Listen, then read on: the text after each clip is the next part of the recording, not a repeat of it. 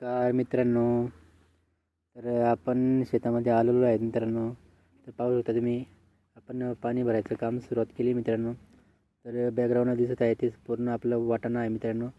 वाटाणा हा पीक आहे, हा गावरान वाटाणा आहे. त्याच्यात 3 पद्धतीचे वाटाणे आहे मित्रांनो.